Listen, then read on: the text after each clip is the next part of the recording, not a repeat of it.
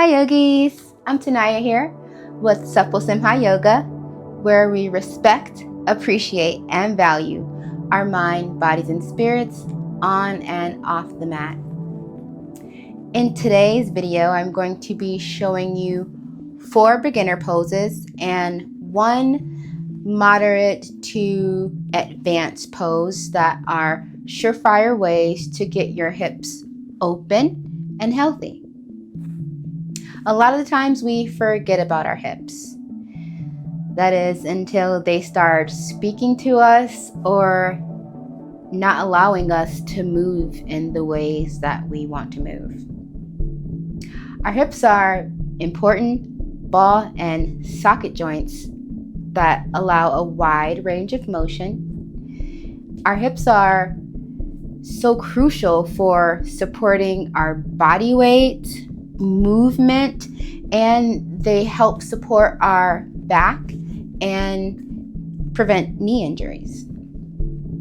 These 5 poses are going to keep the hip surgery at bay and just keep your range of motion lucid and supple. I have to mention, for everyone out there who just wants to jump into this, yoga is not a one-size-fits-all practice.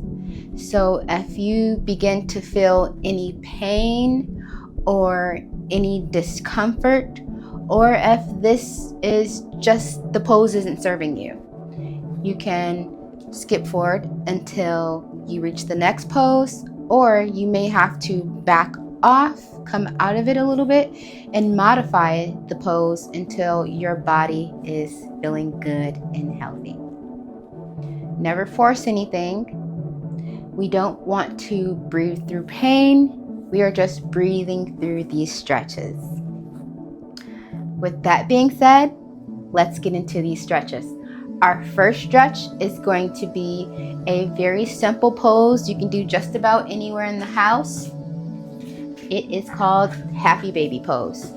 I love doing this pose at the end of class when you just exerted yourself and you're just ready to relax. We're going to start by laying on our backs,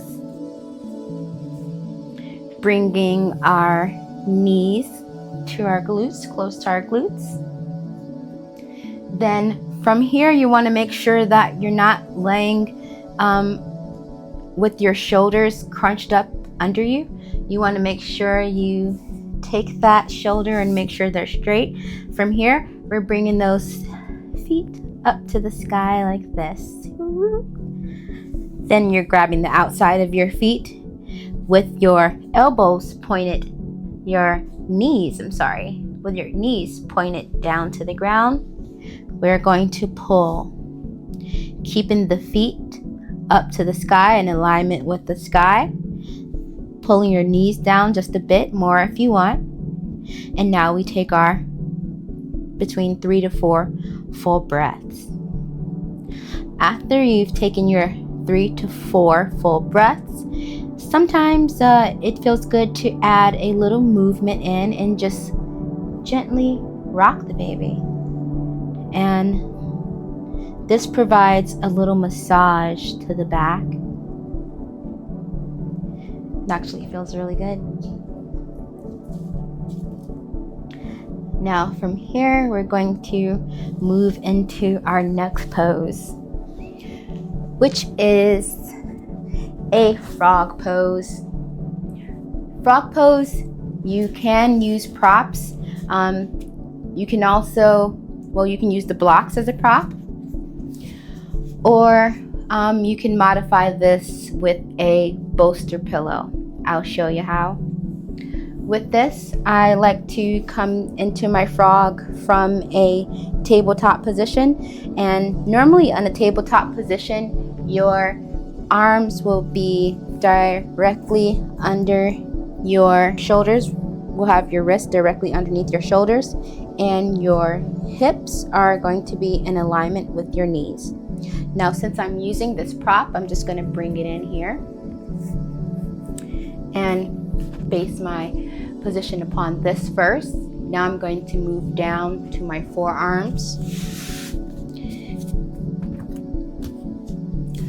From here, I'm going to take my knees outside of my hips, making sure that I have my feet pointed outwards. And then you just let gravity do the rest of the work for you and slowly, gently lower down. Another modification would be bringing a bolster pillow underneath you, right here through the middle for a little support. If you feel that this is a little too much and you're feeling pain in the hips, another modification would be bringing yourself up slightly, not coming down, especially if this is your first time trying this.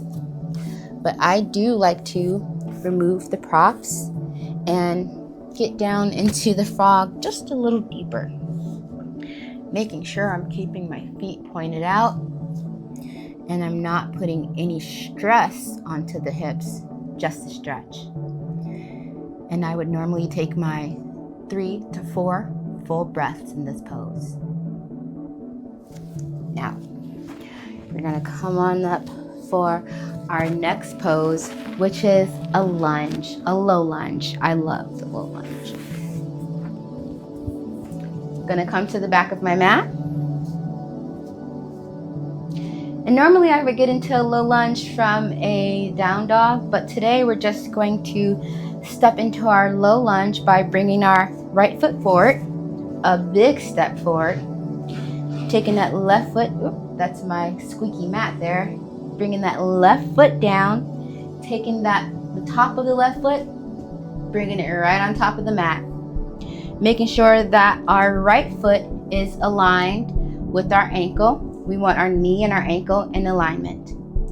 From here, so that we can drop that hip a little bit, you can gently bring your hands down to the mat and extend the left leg back. Oh, my mat is loud today. I love it. From here, I'm going to adjust my hips, making sure that they're in alignment, making sure that they're neutral, in alignment. And sink down into that hip. And you feel it actually on both sides. And I would normally do this for about 30 seconds or between a 3 to 4 full breath count. And with this, you have to balance things out. So we're going to bring that right leg back and alternate.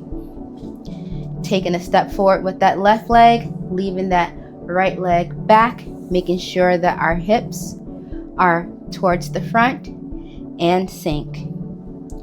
Keeping our knee in alignment with that ankle. We don't want to pull it back here and we don't want it to be projected out too far. Just want to keep it aligned, and you start to feel that stretch there. You don't have to go any further, but if you do feel pain, you maybe want to just come in just a tad so that it's not overexerting that area. Next pose is the goddess pose. In our goddess pose, we're going to step our feet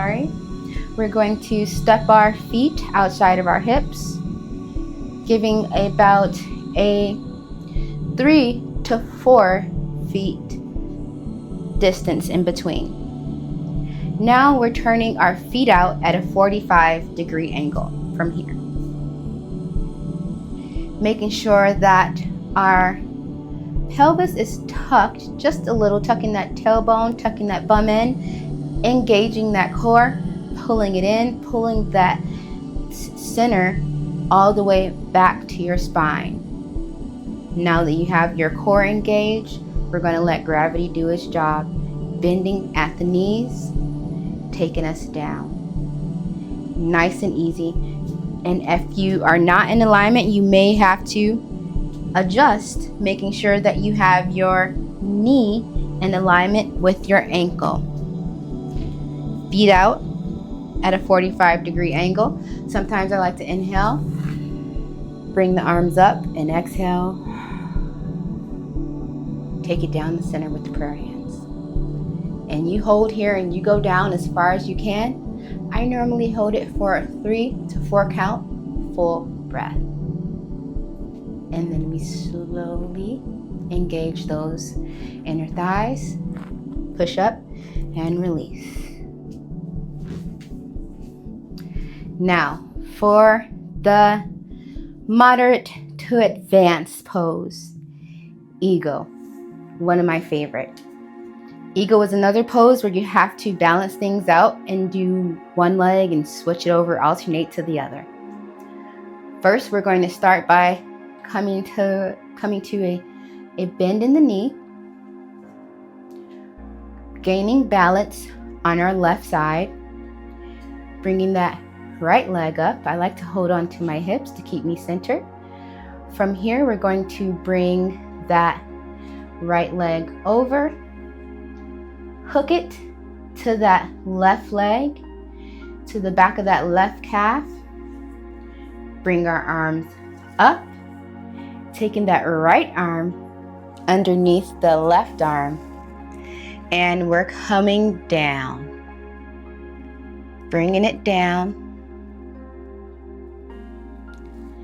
And if you can, this one gets a little tricky, especially on the carpet here. If you can, straighten up that back, tuck in that tailbone, and come up and release. Now we're going to do the opposite side. Coming down in a slight bend, bringing that left leg up after we've gained stability, holding that right leg tight. Wrap the left leg around, bring those arms up. Now we're alternating, taking the left underneath the right and sink into it. Making sure that our back is straight as it can be. Maybe even allowing us to sink in a little more. And coming up. Now those are the poses. You can practice these 3 to 4 times a week until you get better at them. Once you get better at them, maybe you can take it up a notch and hold it for a little longer. But remember, you don't have to go further, go where your body allows. I thank you so much for joining me today.